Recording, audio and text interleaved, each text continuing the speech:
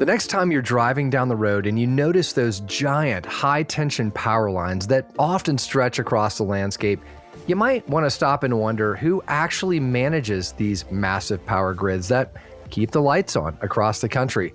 Well, you might be surprised and encouraged to know that one of the key decision makers is a graduate of a classical Christian school. Join me as we continue our series highlighting alumni on this episode of BaseCamp Live. Mountains. We all face them as we seek to influence the next generation. Get equipped to conquer the challenges, summit the peak, and shape exceptionally thoughtful, compassionate, and flourishing human beings. We call it Ancient Future Education for raising the next generation. Welcome to BaseCamp Live. Now your host, Davies Owens. Welcome to another episode. Davies Owens, your host, here with you as we raise the next generation. I have just come back from an amazing classical Christian conference at the College of the Ozarks, where so many of you gathered to be encouraged in this great work we're doing of starting new schools and then continuing to grow schools that are part of the movement, whether they're collaborative or they are part of a full 5-day-a-week program. There are so many folks that are saying we got to do something different. I always think of that C.S. Lewis quote where he says, when we've lost our way, the best way home is to turn and go back from the direction from which we have come. And for so many, it's a rediscovery of the way really everyone was educated in the West up until about 100 years ago. In this episode, we have the joy of sitting down with Neeya Toleman, who I didn't know until one of you emailed me and said, hey, I've got an alumni who I think you want to talk to. Her story is compelling and encouraging to us. And so I would ask again, if you have alumni in your community that you think would have a story that we would all benefit from hearing, I'd love to learn about them, be introduced to them. So reach out to me, info@BaseCamp Live, and let me know. That'd be very helpful. Hey, in this episode, a special shout out to a couple folks. As always, grateful for the partnership as we work together with BaseCamp Live and Zipcast. Heather Baker, head of school at Haw River Christian Academy in Pittsboro, North Carolina. A big shout out to you. Thank you for listening, for being a part of our community here, along with Amy Walker, head of school at Heritage Oak School in Tehachapi, California. Our guest today, Neeya Toleman, currently works as an engineer at a utility company helping to develop new transmission lines across the United States and has spent her career in the energy space. She's a graduate of John Brown University and Coram Deo Academy, a classical Christian K-12 school in Texas. She currently resides in Florida and enjoys traveling and volunteering with her community and church when she's not hard at work. This episode is brought to you by our great friends at the Herzog Foundation, along with Wilson Hill Academy, The Wise Phone, and Dr. Robert Littlejohn and Chuck Evans, who have recently come out with an amazing book for parents called Wisdom and Eloquence, and I encourage you to take a look at as well. Without further ado, here is my conversation with Neeya. Neeya, welcome to BaseCamp Live. Hi, thank you for having me. It is wonderful to get to talk to alumni. I love hearing stories. So let's just jump right in. Tell me a little bit about yourself. Where did you grow up? What school did you go to? What was that journey like for you back in the day? Yeah, I grew up in the Dallas-Fort Worth area, was raised there my whole childhood, and only went off to college in Arkansas. I had the privilege of going to a private classical Christian school called Coram Deo in Flower Mound in the DFW area from 1st through 12th grade. Actually, there's a little bit of a blip during one school year, but otherwise I was there the whole time.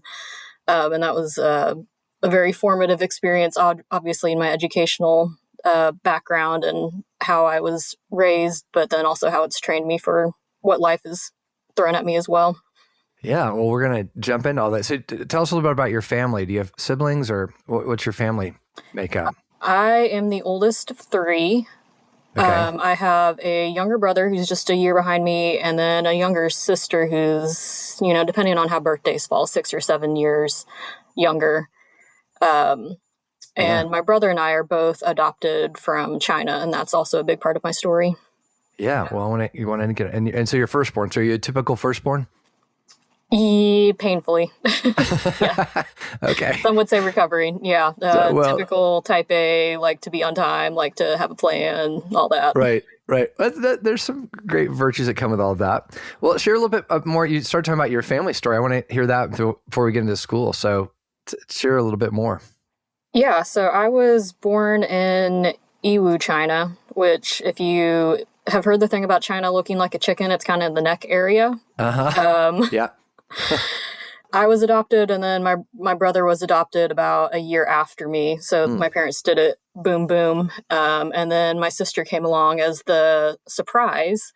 And that's actually the reason why we ended up at Coram Deo. And even in that school model is my parents were pretty firm that they didn't want to go full public, or at least at the beginning.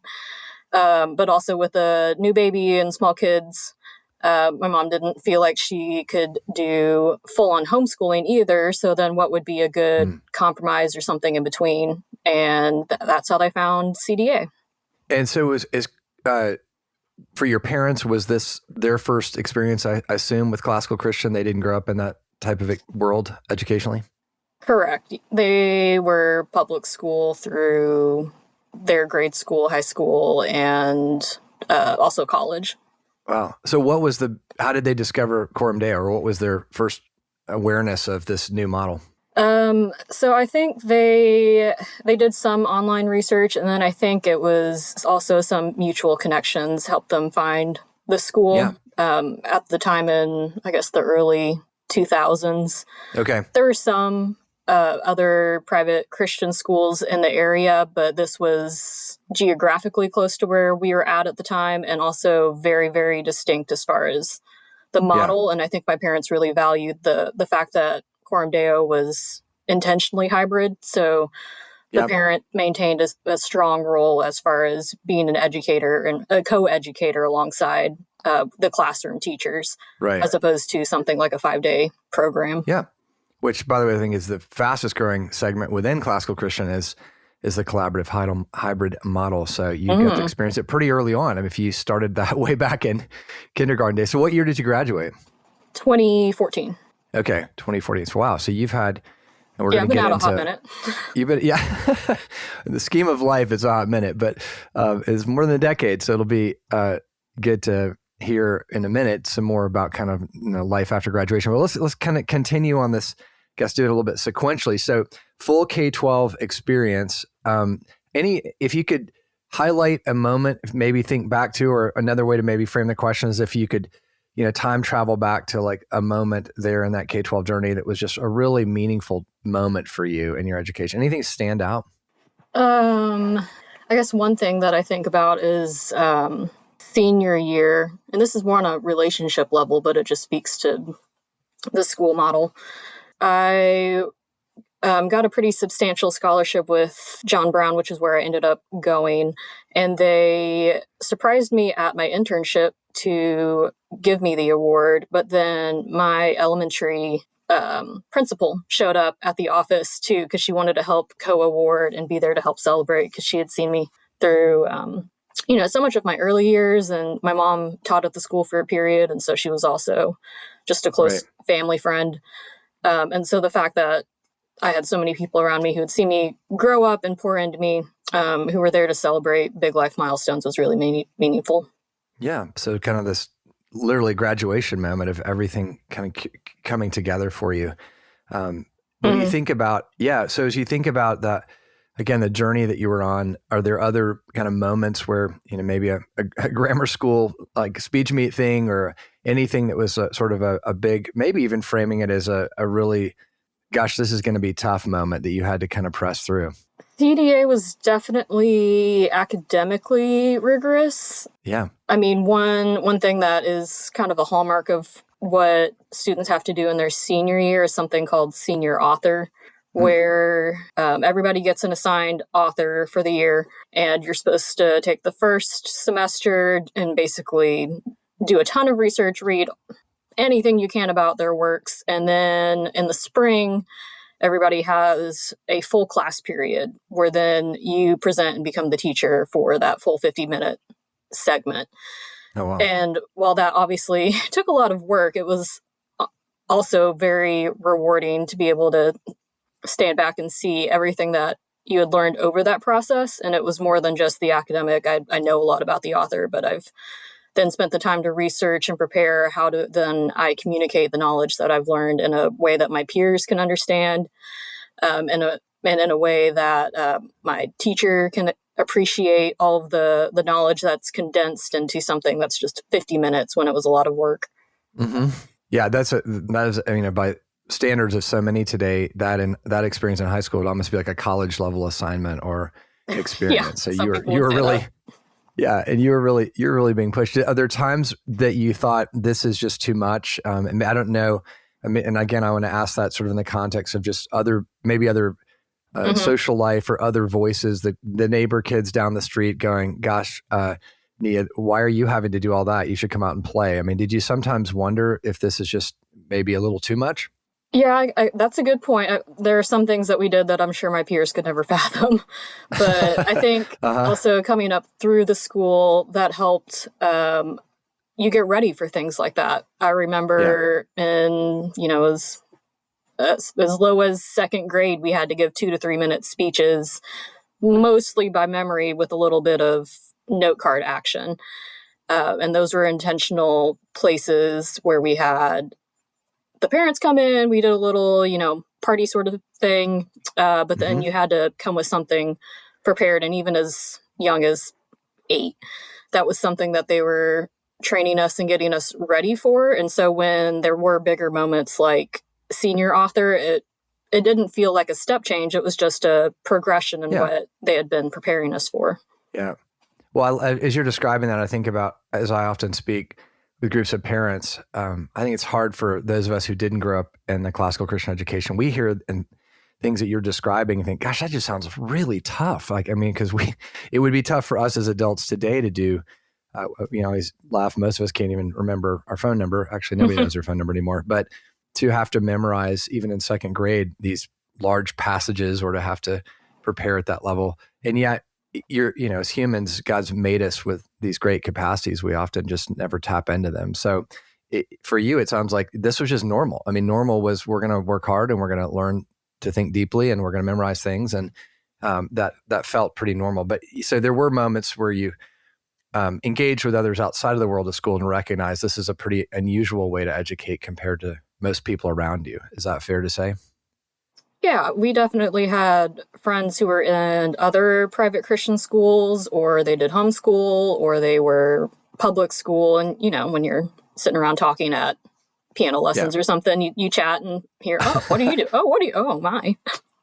Yeah, I'm sure that's the case. Well, talk a little bit. So from a social standpoint, because this is a question that we often get is, love all the great virtue and wisdom training and love the academics, but gosh, the schools are kind of small and, is this going to hurt my child maybe to not have the 800 people as I had, they would say, in their high school class back in the day. I mean, how big was your class there at Coram Deo?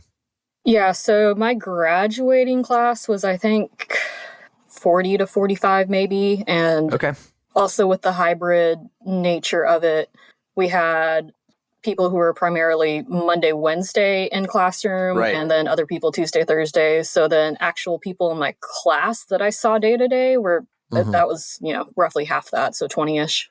So is there a stigma like, oh, you're the Monday, Wednesday people? Like, did you have a little rivalry going on with those people? A little bit, yeah, but I think it was healthy. Weird things that happen in collaborative schools. Like, the MW people stand away. Yeah. So, but the point is you had like 20 of them people. So again, the question is, did that, what was that like for you socially, and especially as you contrast it with going off to college? Like, whoa, there's more than 20 people in my school. What were the advantages or disadvantages of that smaller size? I mean, I think the advantages are that you can be better known by both your classmates and your teachers. You're not lost in a crowd or in a shuffle. And I feel like I made very good friendships because of the tight-knit circles that we had. And then as far as, how could that be a detriment? I think that's a testament to my parents and how they did it, and that they were very intentional that school is not our only setting to interact with people and do other things outside of school. So yes, while the class sizes were small, we did other things at church and in the community to where the outside social interactions that I was getting were more than just my 20 peers.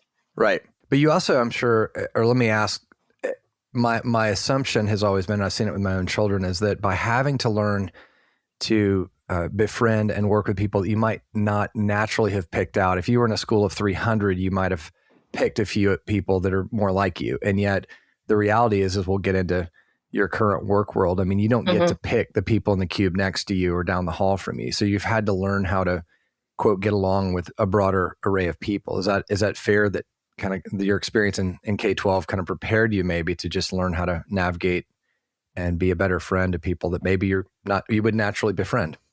Yeah, I think that's totally true, because there's not a whole lot of places that you can hide, and there's only so many ways that they can mix up group partners for projects before right, exactly. you run out of people. So yeah, I think that's totally true.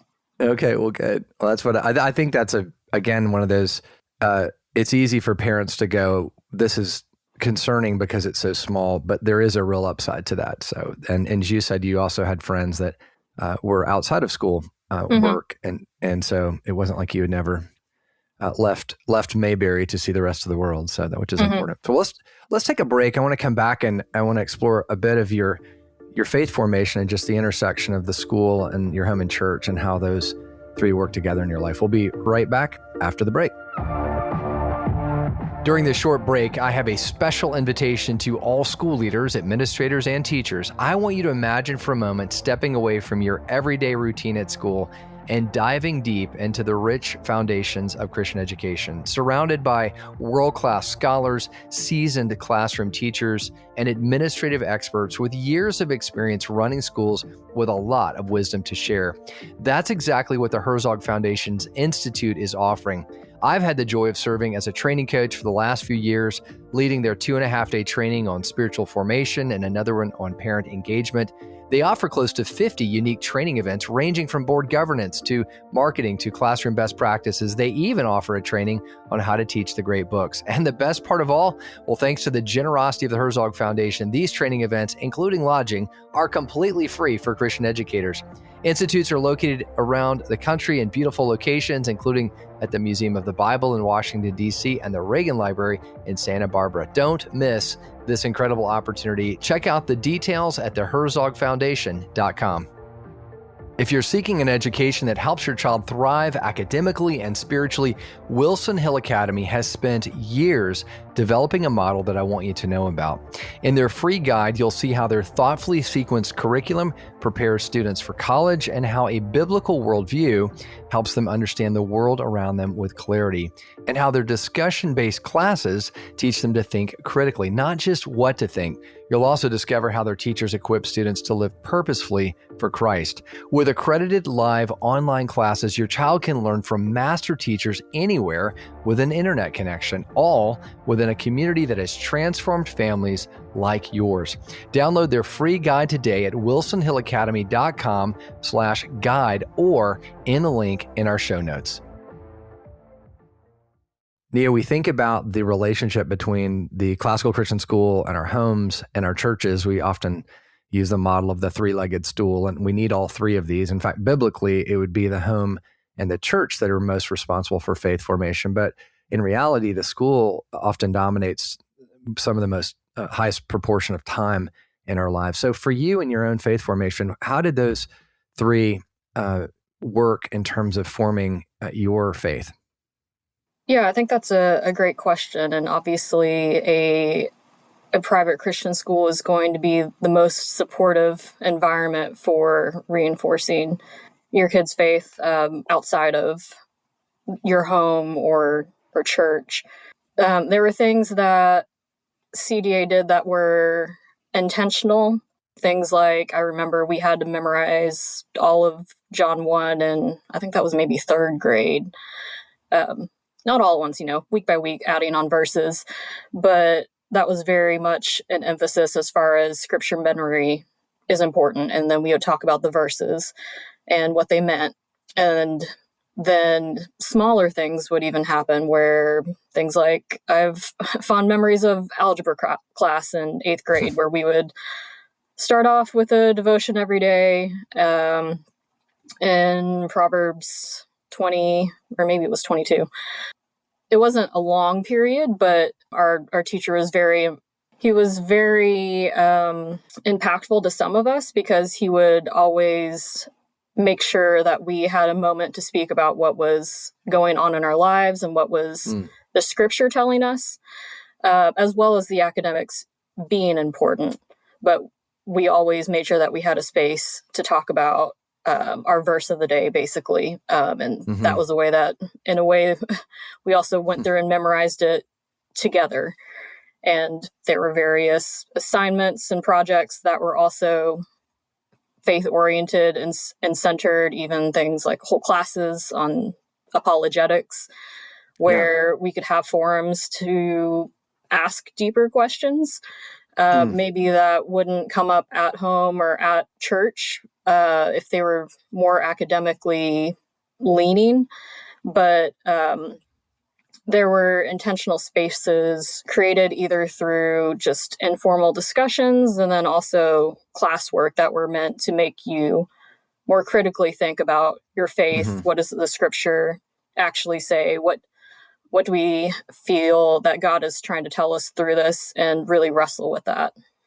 So what I'm hearing, and you talked about the kind of intentional moments that are throughout the life of the school. One of the contrast points I see in a classical Christian school and maybe a more traditional Christian school is that every moment is fair game for Christian formation. It's not just Bible class on Thursday and then chapel on Friday for an hour. It's much more integrated, and not that other non-classical schools don't integrate, but it sounds like from your experience, that's where these moments often occurred. We're not in a Bible class necessarily. It was much more in just the course of you're actually dealing with living ideas and big questions, and those things just naturally prompted the richer discussion. Is that fair to say? Yeah, and I think that's a testament to the teachers and the teachers' attitudes as well, that our faith, we interact with it in all aspects of our lives, and so that should also be reflected in how we treat and manage the classroom. Yeah. Yeah, and I think which is actually how life works, because we don't, we're hopefully Christians not just for an hour on Sunday, but it's integrated into all of life. And so how we are facing whatever question, or in a math class or in a work environment, that is the hope. So that's very encouraging. And obviously your parents and your church played a role in that, but it's a distinctive. And I think for, parents listening, that's one of those, certainly an attractor of a classical Christian school, is that there is an intentional effort to form faith. So it sounds like that was very formative to you, the environment at school. Yeah, that's really good. If you were to think about the school, kind of looking back on it, and if you could get in a time machine and be, head of school or head of the board for a day or even a month, would there be anything that you would want to do differently? Were there things that, gosh, I wish we did more of that, or gosh, we didn't really need to do that? Or do you have any, and again, feel free to be as honest as you want to be. You've been out now for 12 years, so you have freedom to speak. So what do you think looking back? Yeah, I guess I think back on some of the things that I did outside of school, things like an internship or different sports or things like music lessons that were not necessarily part of the school curriculum.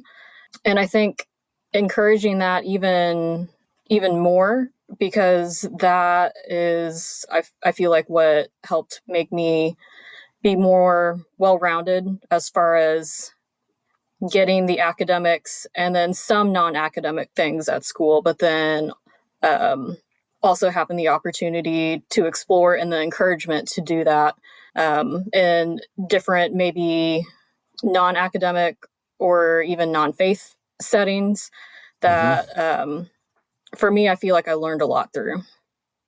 So you're saying that it was that the school could have done more to promote that? Or, was there a area of needing improvement? It sounds like just by nature of being collaborative, you naturally had more time in the week that your parents could get you involved in different things. So you're just saying that was a high value. Yeah, I guess I'm trying to think about things that were required versus encouraged. Right. Things like volunteer hours, not necessarily required, definitely encouraged, but maybe a formal program with structure. So that way students could have a better idea about what options are even available for them to participate in, say, the community. And then also have a network of, oh yeah, I volunteered with this organization and let me tell you about it. And, we've got the stream of students and alumni who are involved, and a very strong network to plug you into, sort of thing. Yeah, that's, I think, just encouraging that exposure. And one of the things just happens naturally. I remember my son ran track in middle school. That was not something that our classical Christian school had. We didn't have a track. So he got to, in Idaho, if your private school doesn't offer it, the public school, you can participate in that one activity, which became quite interesting because it was kind of a data point for him on, wow, this is life in the public school down the street. And it gave him a chance to do something athletic. So that's a really, I think, good point of just helping students see the broader resources that are there. So anything else, if you were, head of school for a day or a month, that you would say, do more, do less of this or that? I think this is something that they've gotten better at as time has gone on, just from what I've heard about different electives and things that they've added as far as more STEM integration. Like, I know there's a robotics club now that was definitely not around when I was there, and my nerd self probably would have loved to be a part of it.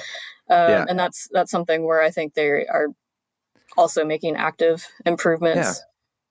Do you think one thing that I hear sometimes when I interview alumni is just, and I don't know this is the case at Coram Deo, but a lot of classical schools will literally until the last day before graduation in May just continue to go deep into the great books and the great discussions and all of that, and maybe miss an opportunity to prepare the students for the real, quote, real world they're going to be going into, meaning there are so many contemporary issues, whether it's, students struggling with gender dysphoria or, the worship of environmentalism as the end all be all. I mean, all of these things that are just sort of the religion of the culture around us. Do you think the school could have done more to help integrate the great ideas and your theological spiritual formation with sort of the modern moment? Did you get to college and realize, oh man, wow, there are a lot of things I'm now having to sort through that would have been helpful to have maybe been forewarned or prepared better for? Would that have been helpful? I think the school did a good job from a philosophical standpoint, explaining Christianity, apologetics, what does the Christian faith mean? But then what you're talking about as far as the practical, how do I address a certain hot topic issue? Right. I feel like the school could have done stronger hands-on preparation, and where I got a lot of that was probably through other avenues, either at home or through different things I was involved in at church that then attempted to, talk through those topics and questions. Which is good. And I think that's the tension for the school is like, at what point does the school need to let the parent be parenting and the church be the church? But I think more often than not, those harder issues are not fully addressed. And you have, especially in a classical Christian school, as we talked about before, such a rich environment for thoughtful discussion and conversation. Why not be more intentional about kind of preparing for the deployment into the real world, if you will? So that's a good point of observation. I want to get to kind of where you are now and hear your story of where did you end up going to college and the impact 12 years now into full adulthood and looking back on the education. Let's take one more break and we'll come back and I want to hear the rest of the story. Today's episode of BaseCamp Live is brought to you by my friend Chris Casper, who you heard on a recent episode. His invention, the Wise Phone, is a much-needed third way, providing a solution from the dangers of a smartphone on the one hand and the limited capacities of an old-school flip phone on the other.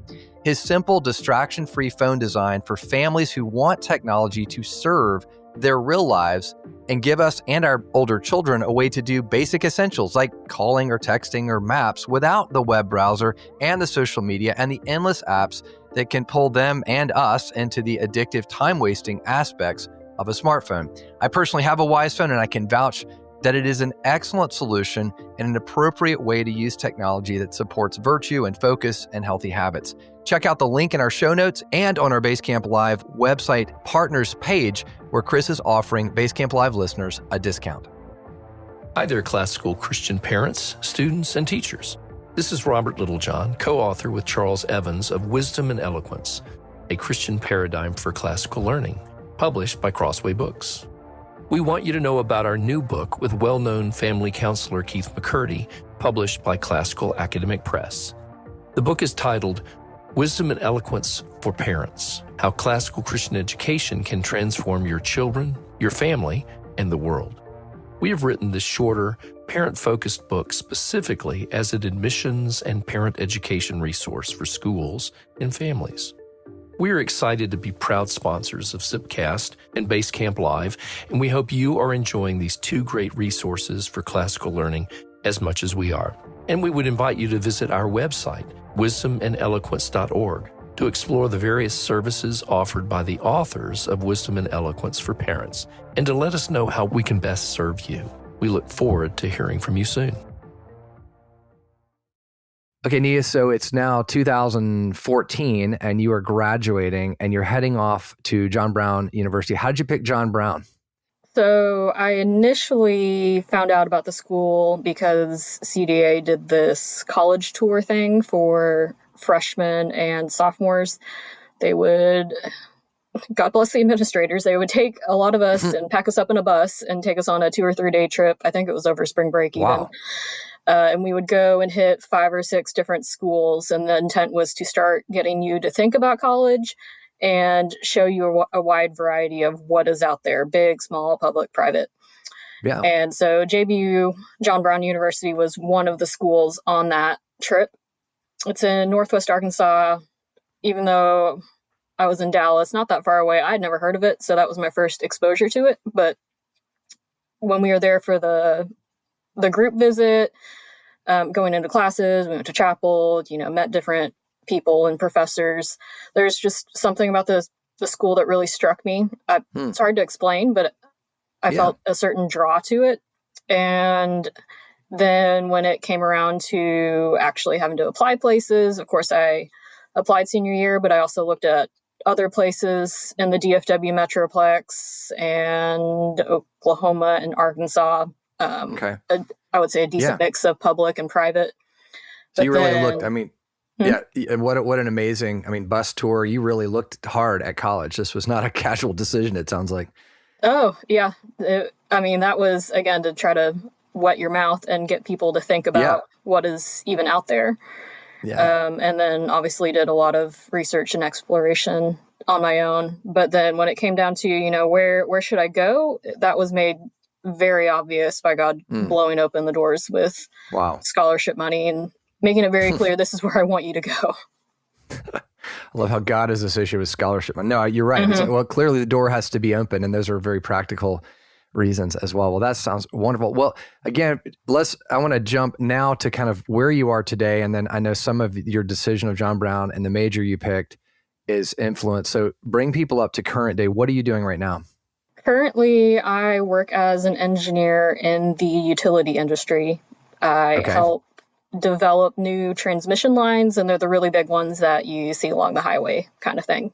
Wow. That's well, those are really important because we probably wouldn't be podcasting if those utility lines weren't working. So you're doing something quite essential for all of us. How did you, so fill in the gap, John Brown, and now working in this very important industry. What was the path there? Did you already, you mentioned STEM earlier, you mentioned an interest in science, engineering. So you kind of already had a bent towards engineering, right?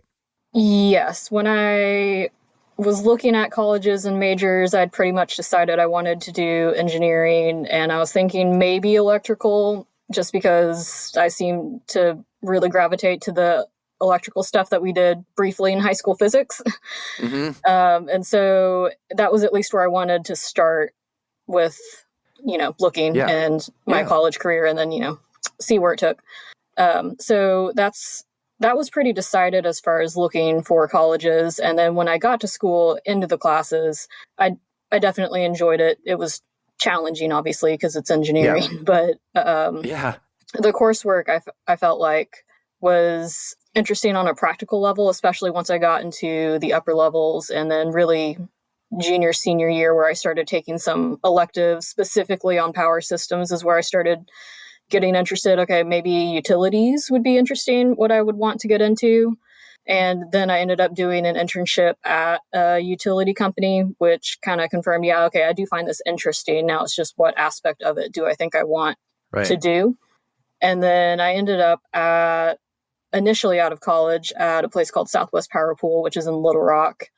They're like the air traffic controllers of the electric grid. They don't own any poles or wires, but they very much help direct and manage day-to-day and long-term usage of the grid. So conceptually, that sounded really interesting to me. And then it also helped that I had a lot of college buddies who went there. So I was able to get the real scoop of what's your job like? What are you doing day to day? And that's some offline information. I'm so tempted right now to ask about like the stability of the grid and all that, but I won't because we don't have time, because I am really interested in that. But to take on or stay in the topic at hand, what I love about where you've ended up as a career is that, again, I think the stigma that so often that accompanies the classical Christian school perception is that this is a great education for the kids that are more bookish, that love the humanities, that maybe want to grow up and work, in a more liberal arts type of capacity.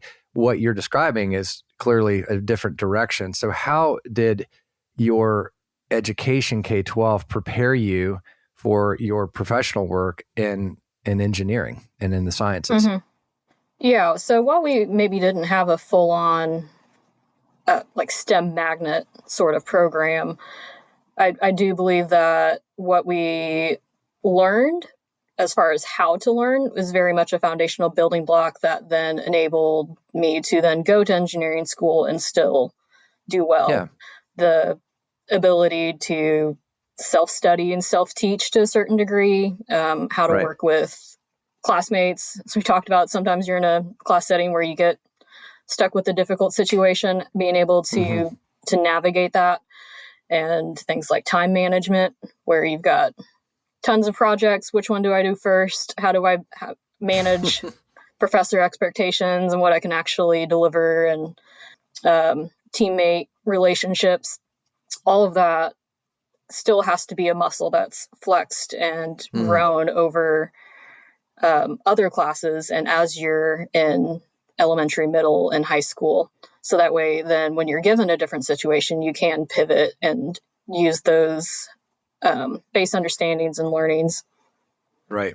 Well, that is confirming of things that I hear all the time, which is that, the perception is you have to be building robots, throughout high school to even have a career like you're describing. And it seems like, or what I hear often is that the problem is that the tech that built the robot you were using in, high school is now completely antiquated, and there's totally new AI-driven things out there. So what you said is, I think, spot on, which is your ability to work hard, problem solve, discern the uncertainty through uncertainty. Is that adaptability is so valuable because you're going to constantly be experiencing change around you. So that's very affirming. Well, in our last few minutes, if you just had a moment to speak to a room of school leaders, administrators, what words of advice, encouragement would you give them? Well, I would say first to the parents. Yeah. What you're doing is commendable, and don't give up when it seems hard. And the experience that I had definitely was not without sacrifices. I remember very vividly that there were many years where I had baggy school shirts because then I had to be able to wear it for a few years, or I had to wear the men's so that way my brother could wear it the next year. Wow. Things that where my parents were very strategic about how do we make this work, but it was a sacrifice I think that was worth it. And similarly for the administrators and the educators, it's certainly not the easiest path because we know that the world offers things that are way easier, but quite frankly, the word of God and truth is worth the extra hours, the extra sacrifice, the extra conversations that you maybe have to have with students and parents to explain, okay, why are we teaching this curriculum? Why is it important? All of those are very, very worth having. And it's so important for the students that you're working with and the next generation that they're trained and equipped to think critically, thinking back to the last thing that we were talking about, being able to rightly divide the word of truth, understand what scripture says, but then also apply that adequately to then the world around us, not just in your job and what problems you get thrown at, but then life situations as well. Those are some great words of encouragement. Neeya, I appreciate you giving that perspective, because I think those of us who are in this movement and running a school every day, it's kind of easy to kind of keep your head down in that challenge, whether the challenge is as a student or as a parent, as you alluded to, or as an educator. And I love the kind of stepping back a bit and going, well, let's talk about what this looks like 12 years later. And I really appreciate your affirming the work that the folks listening do every day, parents and educators. And I'm so grateful to hear your story and that you're flourishing out there. And I can't wait to see where God takes you. We'll have to have you back at your 20th year anniversary. So that'd be 2034. So hopefully the grid will still be up by then. So if I have any flickering in my lights, I'm going to expect great things from you to keep us in this crazy world.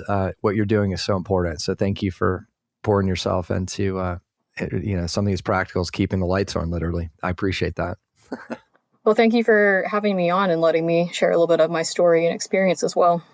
You are welcome. I'm going to make a note. I think it's your 2034. We will be following up with you here on the 20-year Okay, let me put it in my calendar. Okay, put that on the calendar. All right. Well, blessings to you. Thanks so much for your time. Thank you for listening to this episode of BaseCamp Live. Be sure to check out our website, basecamplive.com, for more than 8 years of timeless episodes that you'll find helpful and encouraging, as well as the helpful resources offered on our partners page. The views and opinions expressed in this program are those of the speakers and do not necessarily reflect the views or positions of our partners like the Herzog Foundation. See you back next week.